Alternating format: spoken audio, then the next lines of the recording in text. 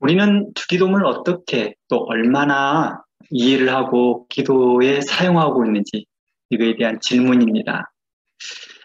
이 질문에 대하여서 많은 사람들이 예배 시간에 많이 사용합니다. 구역 예배 또 어느 곳에서는 축도 대신 주기도문으로 회하는 경우가 있습니다. 라고 합니다.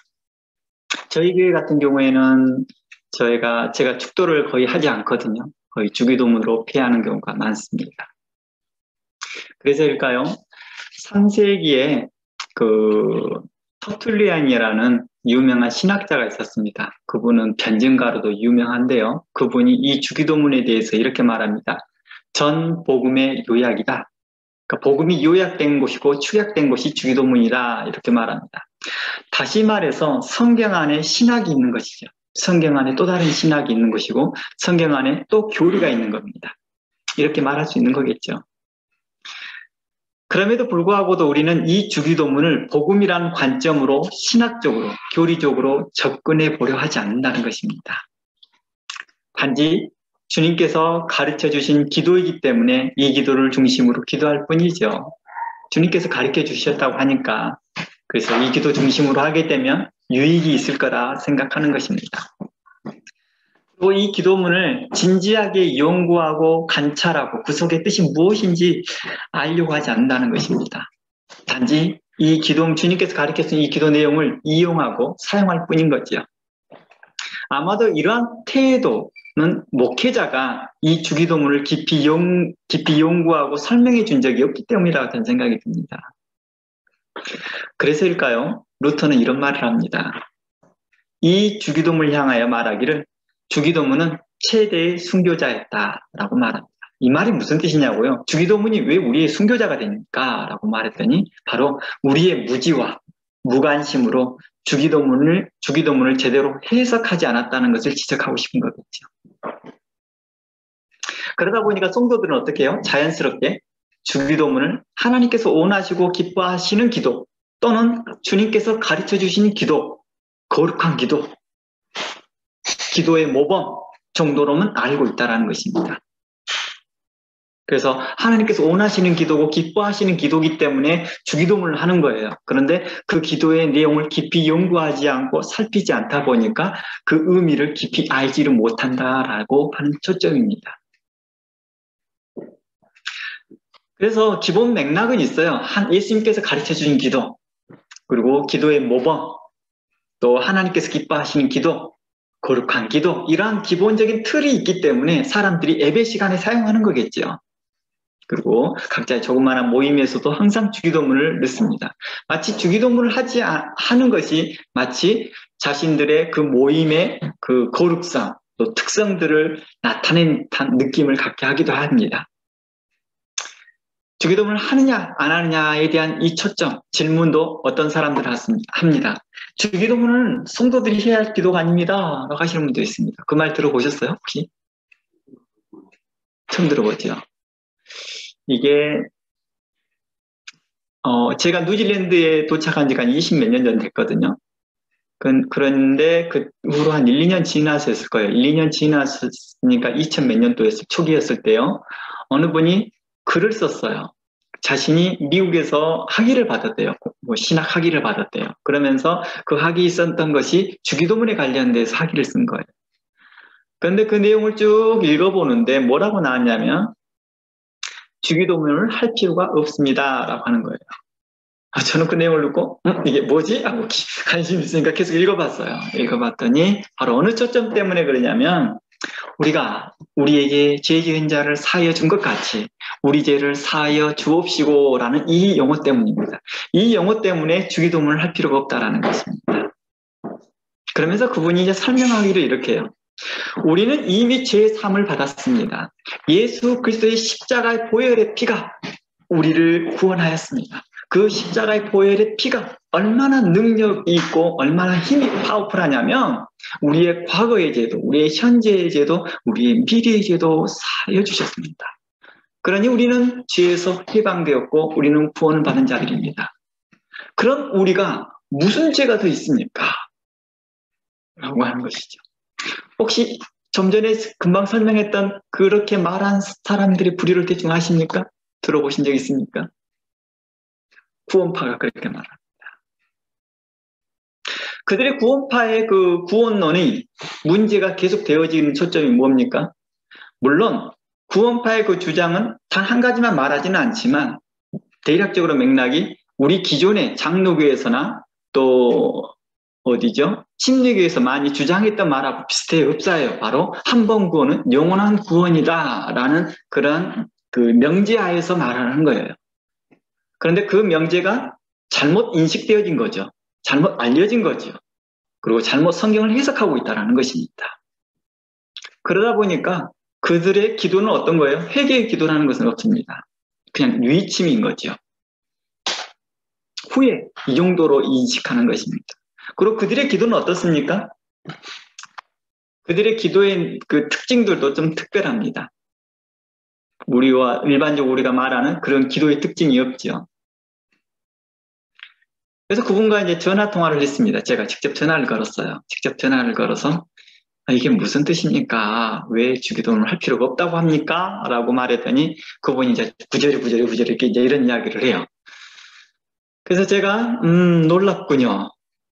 그러면서 제가 그랬죠. 지금 현재 주기도문을 논문을 쓰셨다는 본문이 무엇입니까? 마태복음 6장입니다. 아, 그래요.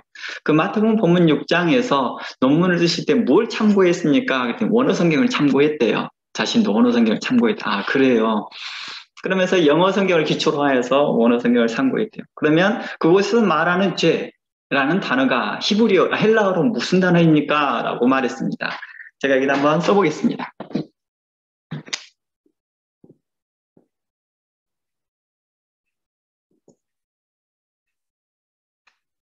하마르티아라고 하는 이 죄를 이야기했습니다. 아, 그래요? 저희 그곳에 있는 죄가 어떤 죄인지에 대해서 원어 성경에서는 하마르티아라는 죄를 쓰지 않고 있습니다. 오펠라타이스, 즉 빚들이라고 나와 있습니다. 그러니까 쉽게 말해서 1만 달란트 빚진 자들을 할 때 그 빚진 자들에 대해서 이야기합니다. 그랬더니 그분이 아니 내가 불명고 논문을 쓸 때 이것을 파스를 시켜줬는데요.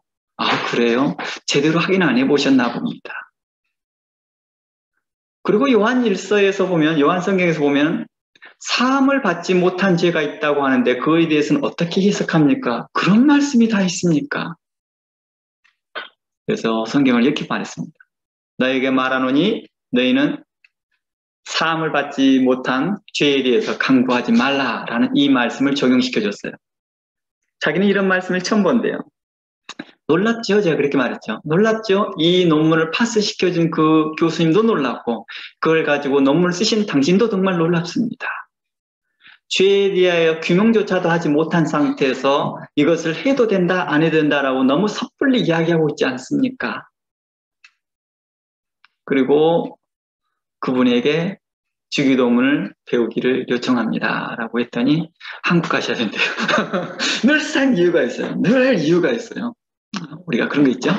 아이를 봐야 되는 거고 죽으니까 가정에서 일을 해야 되고 이런저런 이유 때문에 핑계를 대는 것이죠. 제가 왜 그분의 주기도문에 관심을 많이 가졌냐면요. 제가 한국에서 한국 나이로 한 23살, 4살 때쯤이겠네요. 한 만 나이로요. 23, 4살 때부터 제가 이 주기도문 강의를 했습니다.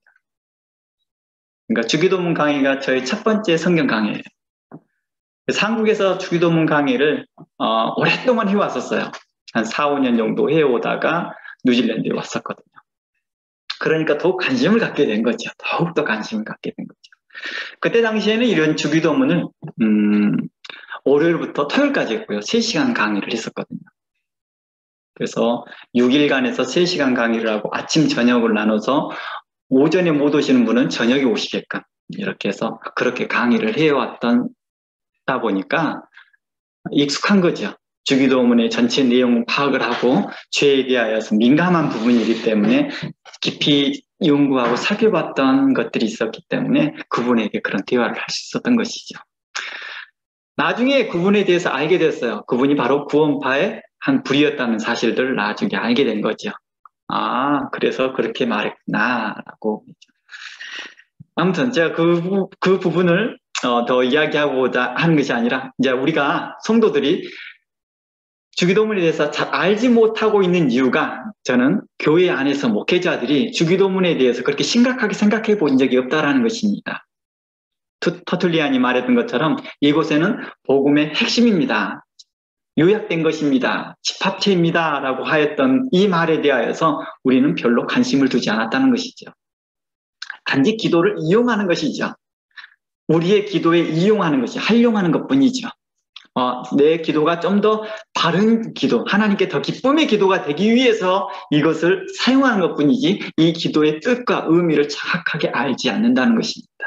그래서 목사님들께서도 이러한 부분들을 깊이 연구하지 않다 보니까 성도도 당연히 이 주기도문에 대해서 많이 알지 못하고 있다는 것입니다. 그래서 많은 성도들이 이러죠. 주기도문을 제대로 공부한 적은 없다 할지라도 그래도 암송하여 기도합니다. 그걸 암송하려고 해요. 하나님 말씀을 사랑하는 마음 때문에 그렇게 해요. 그리고 예수님께서 가르쳐준 기도라고 하니까 그것을 암송하고 싶은 거죠. 그리고 언젠가는 그 뜻을 알 수 있을 것이라는 소망을 갖고 함께 기도했을 것입니다. 기도했을 거라는 거죠. 이 말은 무슨 말이에요? 목회자들이 언젠가는 가르쳐 줄 것이다 라고 소망했을 거라는 것입니다. 그런데 이렇게 기다리다가 점차 이 기도는 어떻게 돼요? 형식이 되어지고 외식으로 바뀌고 있더라는 것이죠. 이유가 뭐예요? 안 가르쳐 주니까. 더 이상 알려고도 하지 않습니다. 시간이 많이 지나면. 그리고 그만한 열심도 식어지고 이젠 알고 있는 범위 안에서 그냥 만족하면서 기도하지요. 주기도문에 대한 이 내용을 가지고요. 우리가 이렇게 주기도문을 하고 있습니다. 그러면 저는 어떻게 해서 이 주기도문을 강의하게 됐을까요? 저는 이 주기도문을 강의하게 된 배경이 이렇습니다.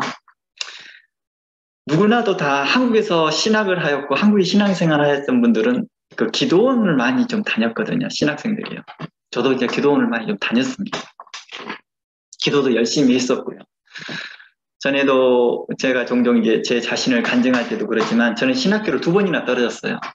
이렇게 난독증이라고 하죠. 이 글자를 잘 해독하지 못하는 거죠. 글자를 잘 해독하지 못하다 보니까 이런 난독증 때문에 공부를 그렇게 썩 잘하지는 못했습니다. 근데 열심히는 공부를 했어요. 열심히는 공부를 했는데 신학교에서 못 받아준 거죠.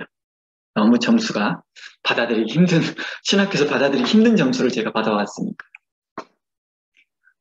그래서 저는 이제 군소신학교를 다니면서 기도를 했는데 그때 기도원에 가보면 여러 신학생들이 모여 있어요. 장신대 출신, 총신대 출신, 감리교 출신 여러 분들과 함께 이제 기도를 하기 시작하지. 저 같은 경우에는 무식이 용감하다고 목소리로만 기도하는 거죠. 최대한 그들보다 더 큰 목소리. 그리고 이제 오랫동안 체력이 잘 단련돼 있어서 또 농사 일을 많이 돕다 보니까 체력이 좋았어요. 그러다 보니까 그들보다 더 오랫동안 무릎 꿇고 있고. 그래서 어느 때는 다른 사람 다 무릎 위에서 피고 있을 때까지 피고 있다가 저는 안 꿇고 있는 거죠. 아니, 계속 꿇고 있는 거죠. 그럼 못 일어난 거죠. 다리가 저려서요. 그것을 만족하면서 하는 거죠. 그렇게 기도하고 사는 거죠. 그렇게 기도를 참 많이 했어요. 혼자 독방에, 기도원에 가보면 이렇게 뭐라죠? 이렇게 골방이죠. 골방 들어가서 기도를 참 많이 했어요. 그럼 옆에 사람이 기도가 내 귀에 안 들리게끔 더 크게 소리 쳐야죠. 쥐야! 하면서. 그러고 나중에 기도 끝나고 목소리 갈갈한 목소리가 됐으면 은혜 받아야 돼요, 스스로가. 이렇게 기도하고 살았죠. 군대를 갔다 왔을 때부터는 제가 많이 생각이 좀 바뀌었죠. 군대 갔다 와서부터는 좀 생각이 많이 바뀌었죠. 군대 가기 전까지 저는 이제 산기도로 올라가 다니고 일을 하면서 공동묘지나 이런 데도 많이 빠지기도 하고, 공동묘지 이장을 하고 나면 묘를 갖다가 땅을 이렇게 메꿔놔야 되는데, 유골만 빼가버린 거예요. 유골만 빼가서 해는 거예요. 관이 이렇게 있고, 빈 관이에요, 그냥. 그런 데는 처음 봤어요. 내려오다 보면 그런 데 굴러 떨어지고 그렇게 해요. 산기도를 올라가는데, 다른 사람들은 저녁 해가 지면 내려오는데, 저는 해가 지면 올라가고 그랬어요. 그러니까 두려움이 없었던 거죠. 하나님이 나와 함께 하시는데 뭘 두려워하는? 이렇게 기도했죠. 기도하는 것에서 정말 열의를 갖고 있어 기도를 했었고, 금식하는 기도도 참 많이 했죠. 한 달에 최소한 2번 정도는 금식하는 기도가 참 많았었고, 그리고 초저녁에 무릎 꿇어서 새벽에까지 무릎 꿇고 기도하는 적도 있었고요. 예전에는 낙타 무릎 한참 유행했었어요. 낙타 무릎 때도 기도하자는 거. 그렇게까지 기도하기 위해서 그렇게 무릎을 꿇었죠. 젊으니까 가능했죠. 젊으니까 그렇게 기도하고 저희 어머님과 아버님의 기도 생활을 보면서 그게 자연스럽게 습득된 거죠. 저도요. 그렇게 기도하면서 열심히 기도를 했던 거죠. 기도하고 있다가 어느 날 성경을 늘 성경을 읽었지만 그때 당시에 읽었던 말씀, 잠언 28장 9절 말씀을 보니까 이런 말씀이 뜨더라고요. 사람이 귀를 돌려 율법을 듣지 아니하면 그의 기도도 가증하니라. 잠언 28장 9절 말씀을 보게 된 거죠.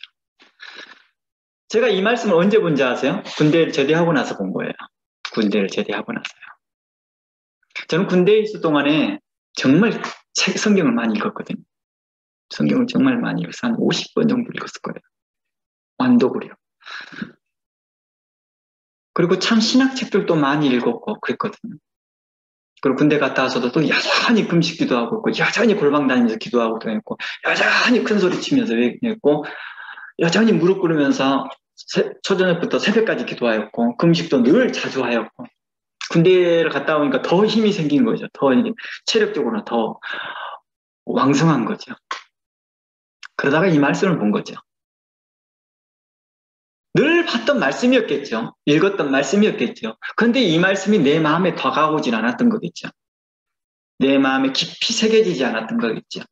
근데 이 말씀이 내게 깊이 새겨지기 시작했죠. 제가 너무 기도하는 생활을 열심히 하고 있다 보니까 제가 교회 그 사무실에서 잤어요. 생활을 했어요. 사무실에서 자다 보니까 그곳에 그 저녁이 되면 기도하러 오신 분들이 많았어요. 저희 교회가 어느 교회에 있었냐면 명성교회에서 한 차로 5분 거리 정도에 떨어진 거리에 있었어요. 명성교회 성도들은 명성교회를 다니시겠죠? 크고 좋고 유명하니까요. 그 교회인데 거기를 끼지 못하는 성도들이 이제 저희 교회에 오게 된 거죠. 와서 함께 기도했어요. 함께 기도하고 있으면서 있는데 저도 함께 기도하고 저도 기도하는 사람이 늘 즐거우니까요. 그렇게 하다가 함께 저 성경도 가르치고 그랬던 거죠. 그런 상황에서 제가 이 말씀을 보게 된 겁니다. 그분들에게도 제가 하는 기도의 삶을 이야기해주고 이렇게 해야 기도합니다. 어떤 분들은 제게 와서 안수기도 받겠다고 성령을 받겠다고 하면서 저에게 와서 안수기도를 요청하신 분도 있었고 저는 그런 분들에게 대하여서 안수기도도 해주고 그렇게 열심히 기도하고 살았습니다. 그러다가 이 말씀이 내게 너무 가슴에 깊이 새겨진 거지. 사람이 귀를 돌려 하나님의 말씀을 듣지 아니하면 그의 기도도 가증하니라. 이 말이 과연 뭘까? 이 말씀 때문에 주기도문을 보게 된 겁니다. 그럼 주기도문은 뭘까? 기도란 과연 무엇일까? 그동안 어렸을 때부터 계속 기도만 해왔고 어렸을 때 중학교 때죠. 중학교 때 방언하고 영적 은사 같은 거 받는 거 있잖아요. 그런 것들을 받았던 내가 기도에 대해서 궁금증을 갖고 있다는 내 자신이 너무 좀 놀라운 거죠. 내 스스로. 이런 것들을 때문에 보게 된 거죠. 바로 이러면서 주기도문을 살펴보게 되었던 거죠. 그때 당시에 마침 제가 원어성경을 배우고 있었어요. 원어성경을 배우고 있었기에 당시에 원어성경을 보면서 함께 연구하게 된 거죠. 그런 거 있지요. 피해의식 가운데에서 있다 보면 다른 것에 집착하게 되더라고요. 그게 무슨 말이냐면 제가 공부를 못하다 보니까 영어를 못했을 거 아니에요. 근데 신학교에서 히브리어를 가르친다고 하니까 이걸로 제가 보상의식을 받고 싶은 거죠. 보상의식을 받고 싶은 거죠. 교수님이 그러더라고요. 너희들이 영어 정말 못하잖아. 그렇게 말하더라고요. 처음부터 우리를 아주 기를 죽이고만 하더라고요. 그런데 기를 피우고 살 수 있어. 헬라어 히브리어를 공부해봐. 성도들은 모르잖아. 너희들만 알잖아. 얼마나 기사로니. 그 공부해봐. 그래서 공부하게 된 거예요. 그래서 열심히 공부했죠. 반에서도 나름 열심히 공부해서 반에서도 나름 히브리어도 잘 읽고 헬라어도 잘 읽는 사람이었어요. 그래서 이제 적용해서 성경을 연구하게 되어진 거죠. 그때 연구하면서 제가 그랬어요. 당시에 기도하러 오신 분들에게나 또 함께 저한테 말씀을 배우신 분들에게 제가 다 수업시켰어요. 제가 성경을 더 이상 가르치겠습니다. 여러분과 함께 더 이상 기도하지 않겠습니다. 그리고 저 홀로 있겠습니다. 라고 말을 했죠. 그리고 시작을 한 게 주기도문 연구를 시작한 거죠. 그리고 깊이 연구하고 또 연구하고 한 달간 연구를 시작한 게 이 주기도문이었습니다. 한 달간 거의 잠을 2~3시간 잔 것 같아요. 그래도 은혜가 넘치더라고요. 학교는 이제 그만뒀죠. 방학 기간이었어요. 다행이었죠. 계속 해석이 안 되면, 이해가 안 되면 공원에 나가서 물어보고요. 이런 시간이 지나고 나서야 주기도문을 마무리를 했어요. 그리고 나는 어떤 분이 그러더라고요. 성경을 좀 배우고 싶다라고 했는데 제가 그분에게 가서 말씀을 나누면서 이 주기도문을 강의할 필요성을 느끼게 된 거죠. 그러면서 지금까지 계속 강의를 하고 있습니다. 매번 강의를 준비하고 매해마다 준비할 때마다 저는 늘 새로운 걸 배우게 되는 것 같아요. 기존의 것을 거의 안 봐요. 다시 처음부터 연구를 하고 살펴보고 기초는 하죠. 기존의 것을 기초는 하죠. 그래서 예전에 이곳에서 주기도문을 강의를 하는데 어떤 분이 오셨더라고요. 아유, 주기도문 그렇게 조그만 걸 가지고 월요일부터 금요일까지 강의를 하냐. 뉴질랜드에서는 월요일부터 금요일까지 강의를 했었거든요. 그 강의할 게 뭐 할 게 있다고. 그리고 또 줄였어요. 지루할까봐 2시간으로. 한국에서는 3시간씩 했는데 여기 가서는 2시간씩 좀 줄였어요. 뭐 할 게 그렇게 많이 있느냐라고 해서 왔는데 그분 같은 경우에도 중간중간에 은혜를 받으셨던 그런 모습들이 기억나네요. 그랬던 일이 있었습니다. 제가 이 주기도문이 이런 과정 가운데서 진행되어졌습니다. 바로 아주 내게 짧은 말이었죠. 사람이 귀를 돌려 율법을 듣지 않으면 그의 기도가 가지. 우리가 그러죠. 예수님을 만난 게 그러죠. 하나님이 세상을 이처럼 사랑하사 독생자를 주셨으니 저를 믿는 자마다 구원을 얻으리라. 어떤 사람 이 말씀에 마음에 녹아내려가는 사람이 있고 어떤 사람은 누구든지 주의 이름을 부르는 자마다 구원을 얻으리라. 이 말로 그 마음이 녹아내려져서 하나님께 나아오는 사람들이 있고 어떤 사람들은 회개하라. 천국이 가까이 왔느니라 라는 말씀 때문에 돌아온 사람들이 있잖아요. 그러면서 차츰차츰 성장해 나가잖아요. 저도 그랬던 것 같습니다. 저는 이 말씀이 주기도문을 살펴보게 하는 그 동기부여를 해주었던 것이죠. 그리고 이 말씀을 통하여서 기도가 무엇인가에 대해서 깊이 살펴보게 되었다는 것입니다. 오늘 첫날이잖아요. 오늘 첫날이다 보니까 주기도문에 대한 구체적인 내용을 강의를 하지 않습니다. 단지 이렇게 서론적인 부분들을 이야기하면서요. 오늘 성경에 대한 부분들을 좀 접목해 보려고 합니다. 오늘 이 시간을 통해서 그동안 알고 있었던 복음을 주기도문을 통해서 다시 한번 확증하는 시간을 가져보려고 해요. 그래서 이번 12주간의 기간 동안에서 그동안 내가 알고 있던 이 복음을 주기도문을 통하여서 확증하는 것이죠. 아, 주기도문 안에 복음의 핵심이 있다고 하는데 어떻게 연결되지? 이것을 확증하는 시간이죠. 그래서 이미 알고 있으나 주기도문이 통하여서 복음, 신학, 교리가 어떻게 깊이 연결되어 있는지를 우리가 확인하는 시간이 될 것입니다. 그래서 이를 위해서 제가 여러분들의 관심을 갖게 하기 위해서 뭘 했느냐? 바로 헬라어로 된 주기도문을 살펴보는 것입니다. 헬라어로 된 주기도문을 살펴보는 것에 대해서 우리가 오해하지 말아야 됩니다. 오해하지 말아야 될 것이 어떤 분들이 그래요. 언어로 된 성경을 보게 되면 복음을 더 선명하게 볼 수 있다 이렇게 말하시는 분들이 있어요. 어떤 분들이요. 과거에는 개혁성경을 보니까 흑백테리를 봤는데 어느 성경을 보니까 칼라테리를 보는 자다 이렇게 하시는 분들도 있더라고요. 저도 한동안 그랬습니다. 제가 전에 그랬죠. 처음 이 주기도문 강의할 때 헬라어 언어 성경으로 했었다고. 그때 당시에 신학교 다니면서도 오늘 성경은 헬라어는 오늘 성경하고 입에 달고 다녔거든요. 심지어 주일학교에서도 헬라어 성경을 가르치고 히브리어 이야기하고 그랬었거든요. 청년부는 물론 하고요. 제 모든 설교에는 히브리 헬라어가 들어갔었죠. 근데 지금 안 해요. 그때 당시에는 많이 오해를 했죠. 이게 더 선명하게 보인다라고 착각했던 거겠죠. 그게 아닙니다. 결코 그러진 않습니다. 오늘 성경을 보아야 복음을 더 선명하게 한다고 하는 것은 성경을 오해한 것입니다. 하나님의 말씀을 오해한 것입니다. 이것은 기초적인 신학에 있어서 성경론이라는 게 있죠. 그 성경론을 좀 오해한 것이라고 볼 수 있는 것입니다. 나중에 그 부분을 더 이야기 나누겠습니다. 헬라어는 우리가 성경을 공부할 수 있는 수단인 거예요. 도구일 뿐이라는 것입니다. 그 도구이지 그 이상도 그 이하도 아니라는 것입니다. 예를 들어 제가 이 말을 해볼게요. 우리가 찬양을 하는데요. 하나님께 은혜스럽게 찬양을 하는데 기타를 치고 피아노를 치게 되면 더 은혜스럽거든요. 훨씬 우리의 마음을 더 감동시켜 주거든요. 우리 그런 거 있죠.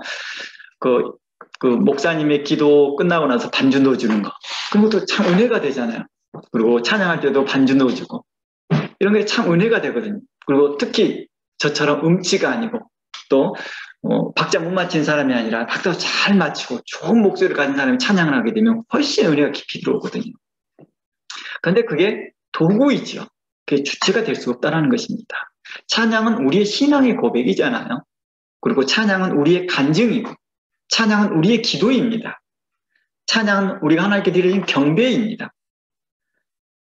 그런데 그런 일에 대해서 기타, 좋은 반주 잘 치는 사람, 피아노 반주를 잘하는 사람, 좋은 목소리로 한다고 해서 하나님 더 기뻐하시느냐? 그러지 않을지라도 하나님이 기뻐하시더라는 것입니다. 이것은 하나님께서 하시는 성품 중에서 하나님은 사람을 외모로 보지 않으시기 때문이죠. 우리가 헬라어로 봐야지만이 더 잘 볼 수 있느냐? 그러진 않습니다. 하나의 도구일 뿐입니다. 제가 여러분들에게 성경을 보는데 좀 더 집중하고 또 이 분야에서 좀 더 관심을 가지라는 관점에서 제가 헬라어를 인용할 뿐이지 헬라어를 보기 때문에 더 된다라고 하는 것에 대해서 많은 오해를 제가 풀어드리려고 합니다. 앞으로 그런 오해에 대한 부분들을 제가 성경 강의하면서 몇 군데를 계속 지적해 볼 것입니다. 오늘 성경에서 말하려고 하는 그 사람들의 주장들, 또 영어 성경에 대해서 이야기하려고 하는 사람들, 우리의 개혁 성경이 얼마나 번역이 잘 되었는지, 우리나라 성경요 잘 되었는지도 제가 설명 동시에 더불어 살 겁니다. 그리고 그걸로도 충분하다, 모던이나 충분하다라는 것입니다. 바로 이러한 것들을 이야기하려고 합니다. 그래서 여러분들과 함께 지금 관심을 여러분들에게 집중시키기 위해서 헬라어로 된 주기도문을 한번 해보고 또 이것을 번역도 해보고 그리고 나중에 다음 주부터 조금 더 적극적으로 주기도문에 대한 내용들을 하나씩 강의해 보려고 합니다. 잠시 쉬었다가 우리가 두 번째 시간 좀 가져보려고 합니다.